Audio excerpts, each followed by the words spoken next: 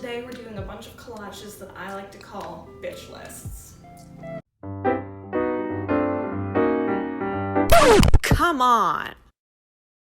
Bitch lists are when I let myself complain and journal for an entire page, and then on the other side of the page, I collage and make it pretty to make up for the fact that I was being a bitch for an entire page. That way, I get to journal and let my feelings out, but I also get to make it pretty and let my art out. I did these bitch lists back in November, the week before the presidential election, and let me tell you, I was stressed. So I let myself journal and just complain about my life and the state of the country and how scared I was about the election, and then I did a collage on the other side. And during my time in this journal, I also had 3 other collage spreads where I had bitch listed and not collaged on the other side yet. So I went through and did a collage on those pages too.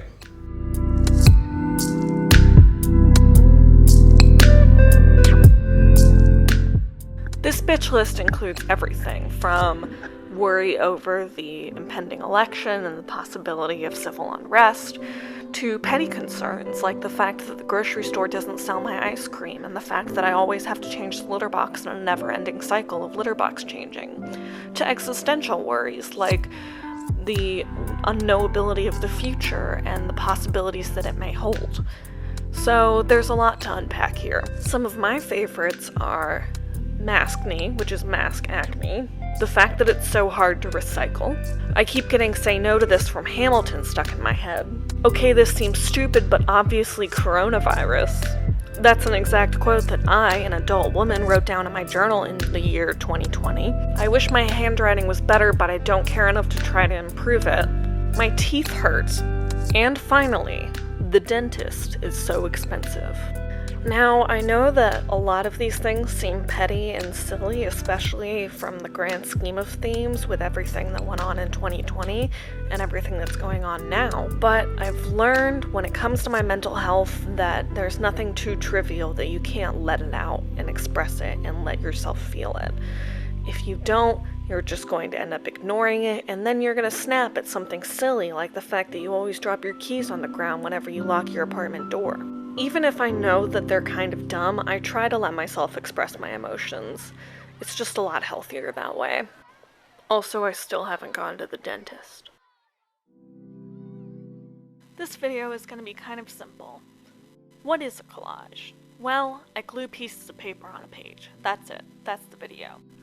I guess to start out, you need a theme or a vibe that makes this collage your own. You can't just start sticking things together and hoping they work. You just have to make sure that they fit together, flow together, have a sort of feeling to them. Very often for a collage, the anchor piece is something that speaks to me and ends up guiding the colors and the scheme of the piece. Usually it's a unifying color, but sometimes it's also just a unifying vibe. So for this one, the anchor piece that I chose was this woman in a yellow suit. I thought it was really beautiful. I loved the way she was posed and the way she was styled, and so I chose her as the centerpiece. I wanted the background to look as if there were several horizontal bars in differing shades of yellow and gold behind her. I cut them down the center to make sure that there wasn't wasted space in the middle where the woman would end up covering up anyway, and glued them in. The centerpiece is the important, that's why I had marked it off, because there's no real point in collaging to cover up an area if you're going to cover it up extra with your center figure. I had to measure the pieces to make sure that they were the right size and that I wouldn't leave in any gaps when I glued in my lady. At this point, I felt like the collage was still missing something, so I took my 3-hole puncher, punched a couple of holes out of one of my yellow sheets that I had used, and glued them in surrounding my lady. I had them kind of flittering about around her to just add some accent and add some punch to the collage. I think this added some depth and made a really nice effect in the end, but the glue really gets on your fingers when you do this part. I use a simple Elmer's glue stick that you can get from the grocery store. the kind that you would use in elementary school, and clippings from magazines that I've hoarded. And that's it for this lady. I love the golden hues, and I think that it's really pretty. I especially love my centerpiece woman, and I just think it works out really well. I would wear that blazer. I had a rather difficult time with this next collage. I knew I wanted it to be pink because pink is my favorite color, and I was feeling kind of crappy that day, and I knew pink would make me feel better.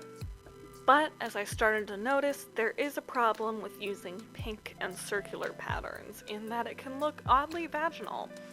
I did not want my collage to look like an ode to the vagina, although I suppose there are worse things to write odes to, but I really wanted it to be pink, so I had to balance that. You tell me if I succeeded or not. Does this look like a big vagina? Who knows? My key figure was this woman in pink from a Dallas Modern Luxury editorial, and the background spreads are from a Dallas North Park magazine brochure. They're all jewelry that's sold at North Park that I could never afford, so of course I cut it up out of resentment.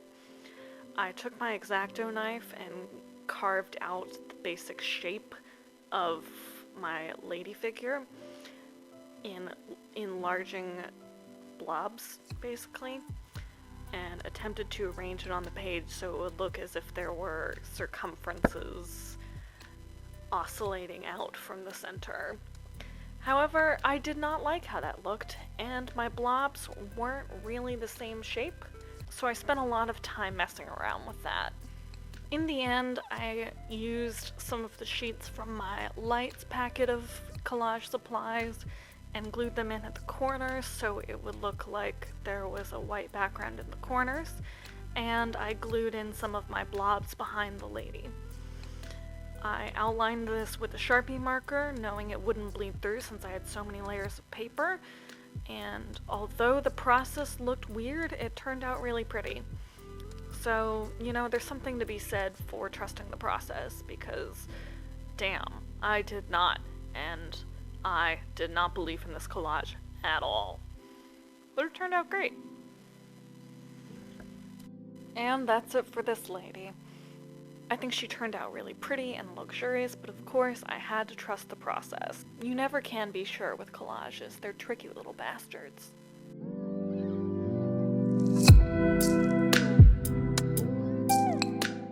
Our next collage involved a good deal of creative thinking when I decided to dig through my craft basket and see what supplies I had. Can't use rhinestones, can't use very many types of paint, but I decided to use gold glitter glue. I ended up getting it everywhere at first and making a big mess and permanently covering the sides of my journal in glitter. But I took it and I smeared it everywhere and made it like a glittery background for the back of my figures.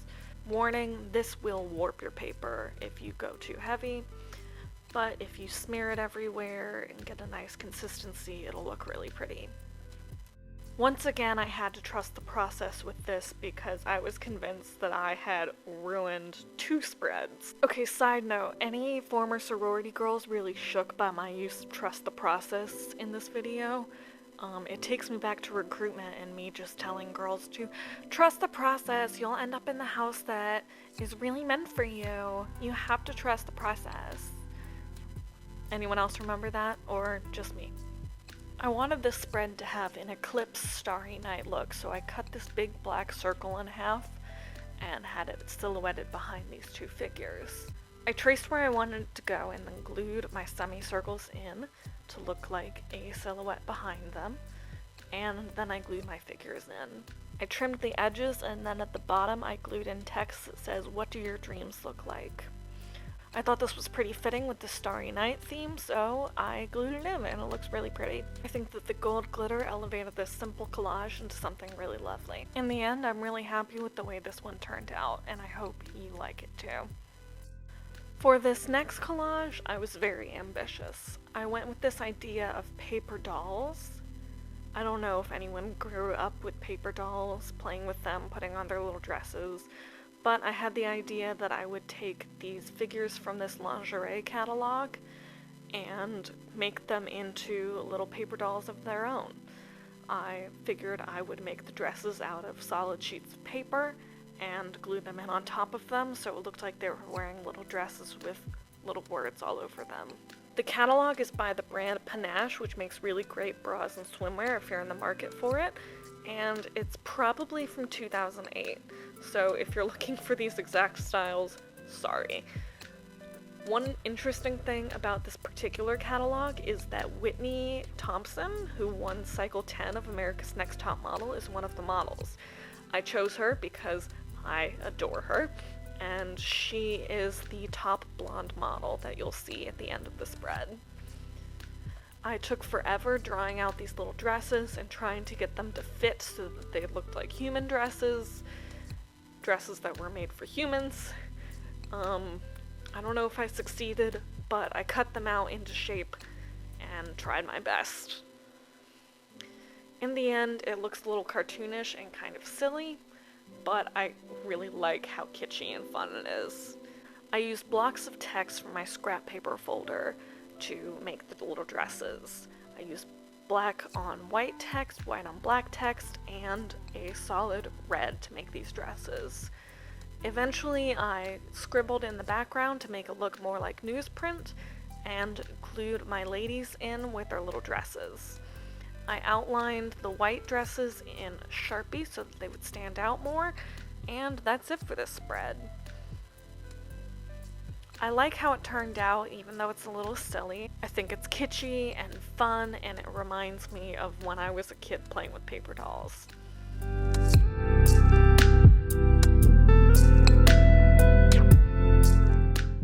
Thanks for watching with me today as I collage and bitch list.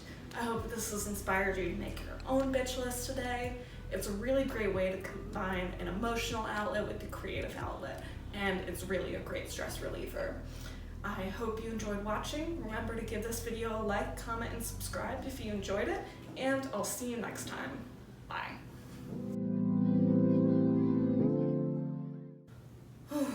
Stay calm. You love yourself.